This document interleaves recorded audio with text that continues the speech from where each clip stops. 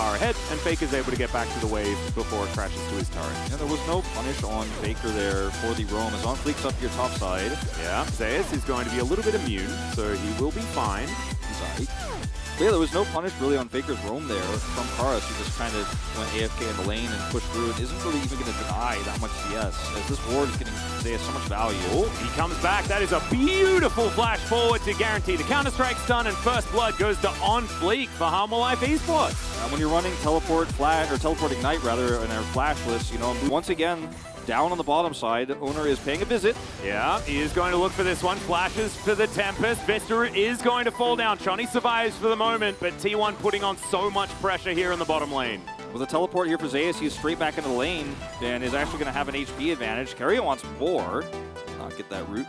But yeah, I mean, the gank top side, yeah, it was the first blood going over to the Xin Zhao, so a little bit of extra gold there. But shutting down the Lucian Nami is so much more valuable here. Notice the CS difference here for Gumayusi versus Chunny. And Zeus is not really losing anything minus that gold. Now, if he stays long and gets killed again... Oh dear, Zeus does have Ignite in this lane as well, so doesn't even have Ghost as an option. Does go immune, however, and that will... game. And now he's just not going to be able to have any of that mid-game power that Lucian wants so desperately.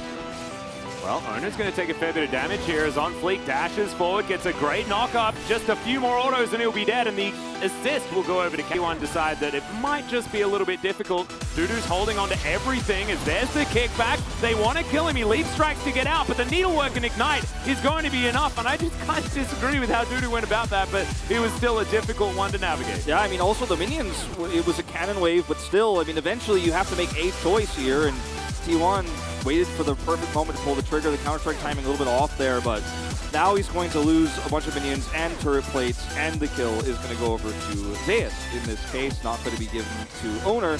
Ooh, Carry's going to flash the bubble. Nicely avoided there, but putting that flash on cooldown is going to be very, very important.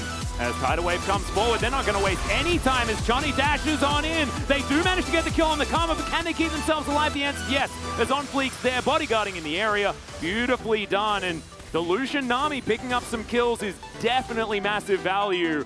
They didn't waste any time to capitalize on that. The W's coming through from both the Karma and the Seraphine are certainly helping keep everyone up here for T1. It looked really bad there for our Hanwha Esports with the late teleport from Karas, and they could have maybe set up for a tidal wave into Emperor's Divide, but now they've grouped up to grab mid-turret. They're going to grab this Drake. Well, Zeus is just huge. He gets put in a bubble, though, which is not what he wants, as now Karas finds the Emperor's Divide. They just destroy the Gwen, and now Hanwha are trying to make their way out. OnFleek just bailed. The burst damage that Lucian brings in on 2-3 items against the Seraphine, especially, can be something that actually ruins T1 in teamfights and setups. Zeus caught again. Parrot's going to find him with another Emperor's Divide. Gwen does go immune against a few of the members of Harmolife, but OnFleek is so powerful and will just rip down this kill. Chonny as well, able to take down Owner in the backline as Dudu is dancing forward as well.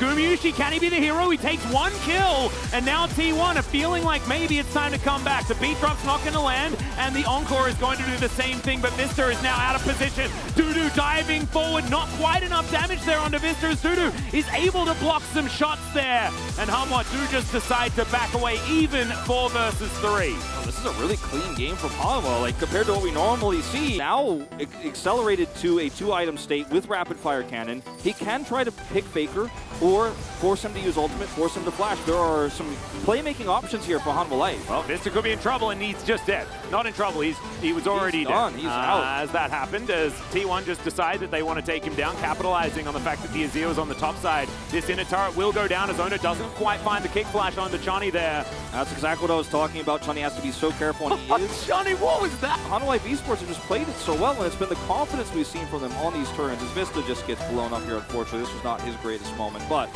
Chonny having the ability to threaten is the line he has to draw. Well, let's see if it's going to work, because Carry is going to immediately go down as we come out of the replay. Chonny very low, and the Needlework is going to pick him off. It's a 2-for-1 trade in the end, but they do manage to at least get the Lucian. As Zeus moves to 2-4-1 in this game. Now, T1 scale extremely well, right? They have a Gwen who can side lane, they have Seraphine, and in the 4 they are so strong as Gumayusi taking a lot of damage. Johnny taking matters into his own hands. The tidal wave a little bit out of sync as the Baron has still been leashed. And you can see Owner still there with, in goes OnFleek, but he's unable to find the steal. It's actually the Ezreal, which threw me through a loop picking up that Baron. And Hanwha Life able to back away now The Drake still alive as well, so Hanwha were unable to get anything in that moment, as Owner is going to bait out the Emperor's Divide beautifully there. And Dudu's trying to battle here on the front line, gets out towards this ward with a leap strike, but now Vista is possibly free food, and I think T1 may have just found this game. Owner didn't even need to use a kick, he just decided to get behind Johnny there and wipe him out. That kick was already on cooldown, of course, and T1 now move towards this bottom lane. Yeah, they have the mid lane controlled with a massive wave here. 2 Canamines about to crash through, and they can just push this into an inhibitor. Short respawn timers here to a certain extent, obviously, at only 28 minutes into the game. We're not at the late game just yet, so T1 will take this inhibitor back off and look for Soul Point and further control of the game. Then they could just go and once again 4-1 a different lane. They could reset, put everybody bottom side, and put Zeus on the top side. Didn't have to expend his teleport.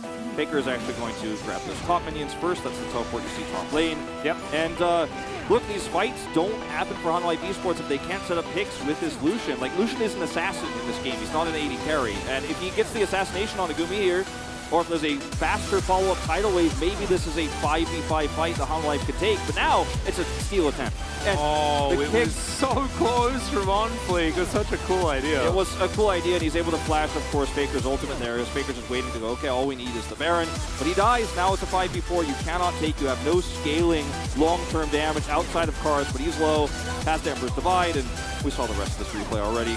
Yeah, it was an unfortunate Emperor's Divide, but really well played by Owner as he somehow manages to get that that Q through the minion wave.